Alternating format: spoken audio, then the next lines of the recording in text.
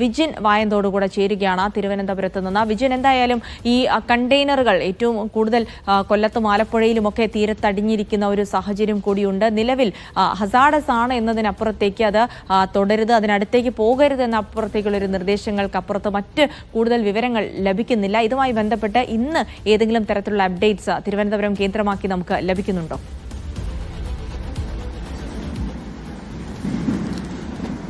ഞാനിപ്പോൾ കൊല്ലം പരിമണത്താണുള്ളത്. ഇവിടെയും സമാനമായ രീതിയിൽ 4 കണ്ടെയ്നറുകളാണ് ഈ കരക്കേക്ക് അടിഞ്ഞത്. ഒപ്പം തന്നെ കടലിലും കണ്ടെയ്നറുകൾ ഇപ്പോഴും ഉണ്ട്. എന്തായാലും ഇവിടെ നിന്ന് മാധ്യമപ്രവർത്തകരെയും നാട്ടുകാരെയും ഒക്കെ പോലീസ് സംഘം എത്തി മാറ്റിയിട്ടുണ്ട്. ഇപ്പോൾ കരയ്ക്ക് അടിഞ്ഞ് പാറക്കെട്ടുകൾക്കിടയിലേക്ക് വന്ന് അടിഞ്ഞ കണ്ടെയ്നർ അത് ഈ തിരമാലയിൽപ്പെട്ട് ഇങ്ങനെ തട്ടിത്തടഞ്ഞു നിൽക്കുന്ന ദൃശ്യങ്ങൾ ഉൾപ്പെടെയാണ് ഇവിടെ കാണാൻ കഴിയും. തൊട്ടപ്പുറത്തായി മറ്റ് 3 കണ്ടെയ്നറുകൾ കൂടിയുണ്ട്. എന്തായാലും ഈ കണ്ടെയ്നറുകളിൽ ഒന്നും സാധനങ്ങൾ ഒന്നും ഉണ്ടായിരുന്നില്ല എന്നുള്ളതാണ്.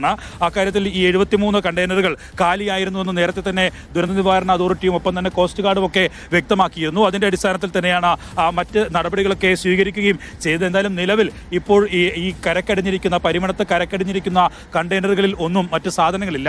അതിനർത്ഥം ഈ കാലിയായ കണ്ടെയ്നറുകളാണ് ഒരുപക്ഷെ പെട്ടെന്ന് അതിന് ഭാരം കുറവായതുകൊണ്ട് തന്നെ അത് പെട്ടെന്ന് ഒഴുകി ഈ തീരത്തേക്ക് എത്തിയതാകാം എന്നുള്ളതാണ് നിലവിൽ അനുമാനിക്കുന്നത്. എന്തായാലും 13ഓളം കണ്ടെയ്നറുകളിലാണ് ഈ മാരകമായ രാസവസ്തുക്കളുള്ളത്. അതുകൊണ്ട് തന്നെ ആ രാസവസ്തുക്കൾ ഒരുപക്ഷെ ഈ കടലിലേക്ക് വെള്ളത്തിൽ പെട്ടാൽ അത് പൊട്ടിത്തെറിക്കുകയും തീയായി പടരുകയും ഒക്കെ ചെയ്യും എന്നുള്ളതാണ് വിദഗ്ധർ തന്നെ വ്യക്തമാക്കുന്നത്. അങ്ങനെയുള്ള സാഹചര്യം എന്തായാലും നിലവിൽ എവിടെയും ഉണ്ടായതായി റിപ്പോർട്ട് ചെയ്തിട്ടില്ല. അതിനർത്ഥം ആ കണ്ടെയ്നറുകളിലെ രാസവസ്തുക്കൾ പുറത്തേക്ക് വന്നിട്ടില്ല എന്നുള്ളത് തന്നെയാണ്. പരിശോധന ഇപ്പോഴും എന്തായാലും കൃത്യമായി തന്നെ നടത്തുന്നുണ്ട്. കോസ്റ്റ് ഗാർഡും ഒപ്പം തന്നെ മറ്റ് വിദഗ്ധ സംഘവും ഒക്കെ എത്തിയുള്ള പരിശോധന നടത്തുന്നുണ്ട്. ഒപ്പം തന്നെ ഈ ജലം വെള്ളത്തിൽ ഏതെങ്കിലും തരത്തിൽ രാസലായനി കലർന്നിട്ടുണ്ടോ, കരയിലേക്ക് എത്തിയ കണ്ടെയ്നറുകളിൽ നിന്ന് ഏതെങ്കിലും തരത്തിലുള്ള രാസലായനികൾ ഉണ്ടായിട്ടുണ്ടോ എന്ന കാര്യത്തിൽ ഉൾപ്പെടെയുള്ള പരിശോധനകൾക്കായി ജലവും ഒപ്പം തന്നെ കണ്ടെയ്നറുകളിലെ വസ്തുക്കൾ ഉൾപ്പെടെ ശേഖരിച്ചിട്ടുണ്ട്. ഇതിൻ്റെയൊക്കെ പരിശോധനാ ഫലം 2 ദിവസം കൊണ്ട് നാളെയും മറ്റന്നാളുമായി ലഭിക്കും എന്നുള്ളതാണ് വിദഗ്ധർ തന്നെ പറയുകയും ചെയ്യുന്നത്. എന്തായാലും കൂടുതൽ കണ്ടെയ്നറുകൾ സ്വാഭാവികമായും ഇങ്ങോട്ട് വരും. കാരണം കടലിൽ തീരത്തോടടുത്ത ഇത്രയും കണ്ടെയ്നറുകൾ ഏകദേശം 643 കണ്ടെയ്നറുകളാണ് ഈ കപ്പലിൽ ഉണ്ടായിരുന്നത്. അതിൽ 100-ൽ മുകളിൽ കണ്ടെയ്നറുകൾ എന്തായാലും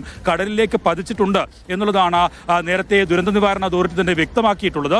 എന്തായാലും അതിൻ്റെ അടിസ്ഥാനത്തിൽ നിലവിൽ പല പ്രദേശങ്ങളിലേക്കും കൂടുതൽ കണ്ടെയ്നറുകൾ എത്താനുള്ള സാഹചര്യമാണ് നിലനിൽക്കുന്നത്. അതിൽ ഒരുപക്ഷെ ഈ വിദഗ്ധർ അനുമാനിക്കുന്നത് പ്രകാരം കാലിയായ കണ്ടെയ്നറുകൾ ആയിരിക്കും സ്വാഭാവികമായും തീരത്തേക്ക് അടുക്കുക എന്നുള്ളത് തന്നെയാണ് പ്രധാനപ്പെട്ട കാര്യം. അതുകൊണ്ട് തന്നെ അതിൽ വലിയ ആശങ്ക വേണ്ട എന്ന് വിദഗ്ധർ പറയുന്നതിന് കാരണവും ദുരന്ത നിവാരണ അതോറിറ്റി ഉൾപ്പെടെയുള്ളവർ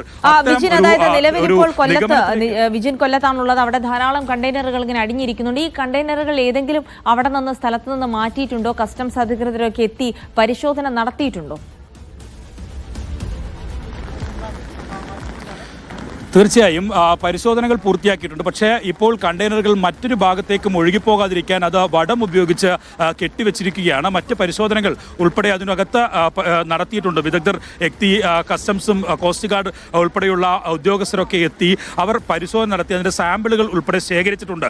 ഇതിൽ നിന്നൊന്നും മറ്റു തരത്തിലുള്ള ഒരു പ്രാഥമികമായ നിഗമനത്തിൽ രാസലായനികളൊന്നും ഈ നിലവിൽ കരക്കടിഞ്ഞ കണ്ടെയ്നറുകളിൽ നിന്ന് ലഭിച്ചിട്ടില്ല, പുറത്തേക്ക് എത്തിയിട്ടില്ല എന്നുള്ളതാണ് പ്രാഥമികമായി ഇപ്പോൾ മനസ്സിലാക്കാൻ കഴിയുന്നത്. എന്തായാലും വിദഗ്ധമായ പരിശോധന നടത്തിക്കൊണ്ടിരിക്കുകയാണ്. അതിനുള്ള ഒരു നിർദ്ദേശം ഉൾപ്പെടെ ഉന്നത തലത്തിൽ തന്നെ നൽകുകയും ചെയ്തിട്ടുണ്ട്. നമുക്കിപ്പോൾ ദൃശ്യങ്ങളിൽ കാണുന്നത് അത് മറ്റൊരു കണ്ടെയ്നർ ഈ തീരത്തേക്ക് അടുക്കുന്ന ദൃശ്യങ്ങളാണ്. ഇങ്ങനെ കാലിയായ കണ്ടെയ്നറുകളാണ് ഇങ്ങോട്ട് ഈ പാറക്കെട്ടുകൾക്ക് ഇടയിലേക്ക് വന്ന് കുടുങ്ങുന്നത്. അത് ആ ഘട്ടത്തിൽ തന്നെ പോലീസും ഒപ്പം തന്നെ മറ്റ് ഉദ്യോഗസ്ഥ സംവിധാനങ്ങളും ഒക്കെ ഉപയോഗപ്പെടുത്തിയത് മറ്റ് സ്ഥലങ്ങളിലേക്ക് ഒന്നും ഈ നീങ്ങിപ്പോകാതിരിക്കാൻ വടം ഉപയോഗിച്ച് കെട്ടിവെക്കുകയാണ് ചെയ്യുന്നത്. ഇപ്പോൾ ഈ പരിമണം പ്രദേശത്ത് 4ാമത്തെ കണ്ടെയ്നറാണ് കാണുന്നത്. തൊട്ടടുത്ത ഭാഗത്തായും ഈ മറ്റ് കണ്ടെയ്നറുകളുമുണ്ട്.